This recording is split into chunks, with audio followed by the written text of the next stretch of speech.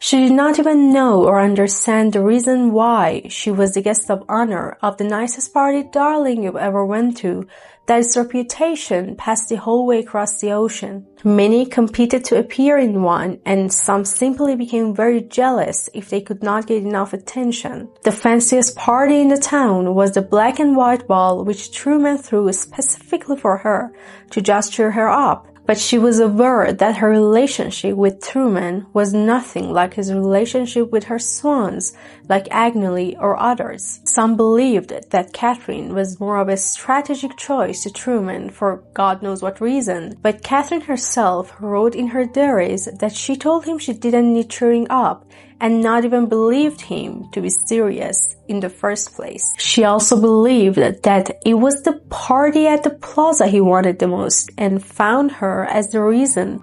Certainly because she didn't conflict with all the glamorous women he knew. But it is obvious that she had been making noises in the country and was under the spotlight and be watched carefully by her fellow journalists and reporters. Coming from a very different background from other female attendees of Truman Capote's parties, her journey was unique, and it all started when she was a very young girl. Just after her graduation, she began at a San Francisco newspaper, where she covered a major strike by wharf workers. Then, shortly after that, she joined the Post. For an introverted girl who grew up in an easy life, developing an interest in labor issues, making friends everywhere she went, and then talking about life and social issues was a bit ironic at the time. Maybe it is still somehow the same. Philip Graham, the man of our story, was a Harvard Law School graduate, working as a clerk for Supreme Court Justice Felix Frankfurter, and is still married 2 years later in 1940. Philip was like a gem to her father, who was the chairman of the Post until his death, a family member to her dad, whom he wished to take on the directorship of the Post after him. And that was not surprising. Philip was close to many politicians of his day and educated at one of the top universities in the world. Since his father believed that no man should ever have to work for his wife, he gave 2/3 of the ownership of the Post to Philip, and only 1/3 to Katharine, his own daughter. Unbelievable, I know. Finally, Philip took that position and made major development and expansion in Post, such as acquiring television stations and Newsweek magazine. And Katharine left the Post to look after their 4 children. But sadly, the couple did not have the same success in their marriage. Philip had alcohol addictions, and 14 years later, Katharine suspected that Philip was betraying her. So, after years of misbehavior and belittling her, it was not a great surprise that he wanted a separation. Time passed, and shortly after that, on a summer day in 1963, they found his dead body at the couple's Glen Welby estate. Philip was suffering from severe mental illness, and he committed suicide. But she had no idea this desperate and sad ending could be the very beginning of her massive impact in future, or on herself at the time, or just any impact at all. But it is ironic because Katharine even said that when her father gave the family business that she desperately cared about to Philip rather than her, she did not feel slighted. So what could be her motives? Katharine was born in 1917 into wealth, and her financier father bought the Post in 1933 at a bankruptcy auction. She grew up in an intellectual family.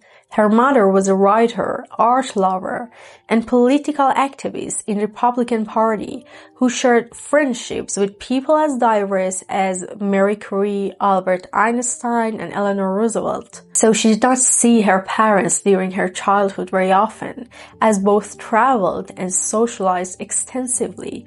She was raised in part by nannies, governesses, and tutors. So with that background, it may sound odd how she did not even imagine herself as somebody taking on such a crucial role in journalism and broadcasting, even though she had the knowledge and knew the rules of journalism.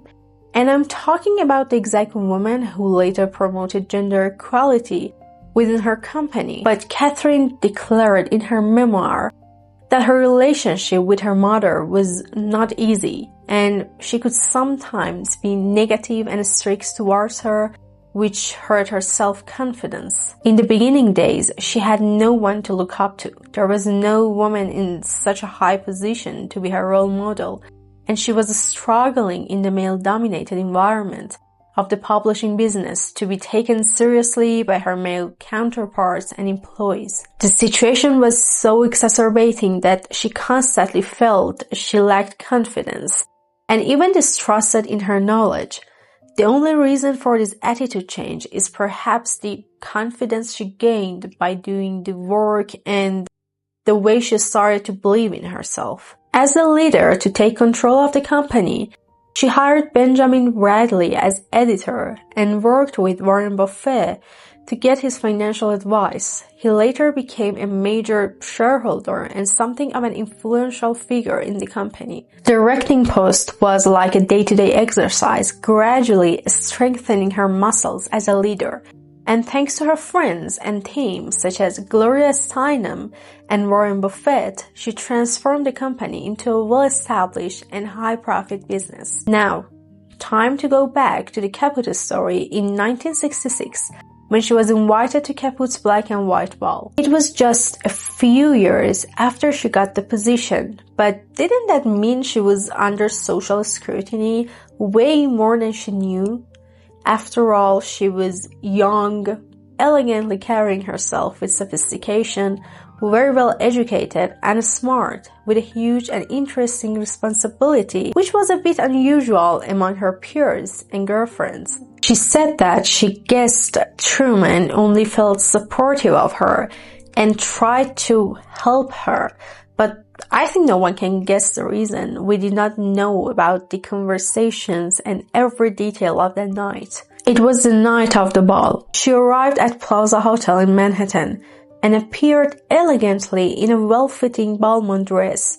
A gorgeous beaded gown made many guests speechless.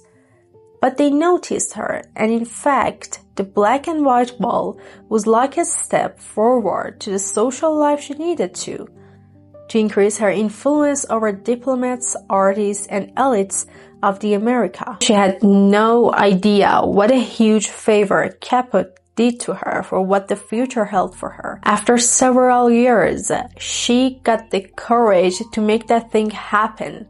She was aware that she might burn everything down to the ashes or make something so big to make her name unforgettable in history. In the 70s, the biggest political scandals in the history of America were revealed to the public. The so-called Pentagon Papers revealed that the US had secretly enlarged the scope of its actions in the Vietnam War, none of which were reported in the mainstream media. In June 1972, 5 men broke into the Democratic National Committee headquarters in the Watergate office building in Washington, D.C. The White House denied any connection and President Nixon won re-election. For his disclosure of the Pentagon Papers, Ellsberg was initially charged with conspiracy. However, charges were later dismissed after prosecutors investigating the Watergate scandal discovered that the staff members in the Nixon White House had ordered the so-called White House plumpers to engage in unlawful efforts to discredit Ellsberg. She unveiled the attempts by Nixon administration to conceal its involvement.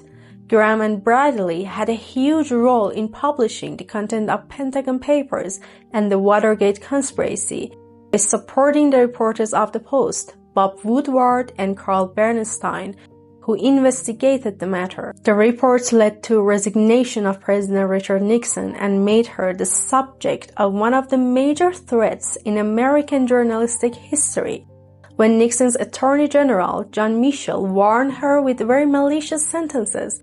And I'm afraid that I cannot say those words now in this video. And guess what she did looking at the eyes of the monster?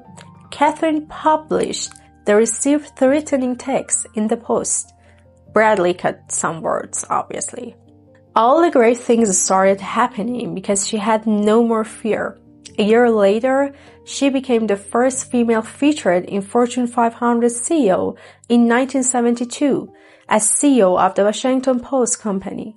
Graham received the Elijah Parrish Lovejoy Award as well as an honorary Doctor of Laws degree and became the first woman elected to the board of directors at the Associated Press.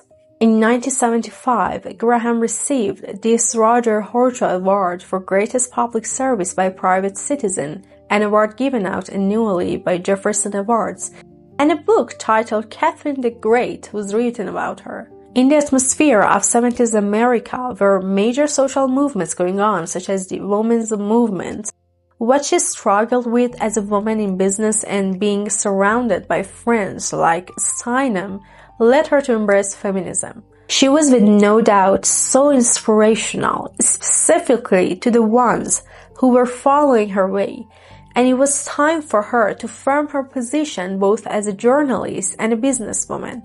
Graham won the Walter Cronkite Award for Excellence in Journalism and was elected as a Fellow of the American Academy of Arts and Sciences. With a life full of honors, challenges, and perseverance, she decided to write her memoir.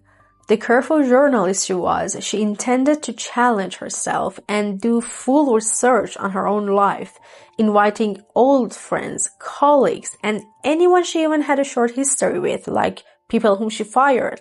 So she interviewed over 200 people, and the book got positive feedback, both from critics and the public, for her honest writing, and won the Pulitzer Prize in 1998. The Post had been always one step ahead of its rivals in providing honest and award-winning editorial coverage of controversial issues, such as what we know about Watergate scandal and the Pentagon Papers. She admitted she finally overcame her female baggage, meaning feelings of inadequacy, a tendency to dwell on her own mistakes, indecisiveness, and a constant desire to please others.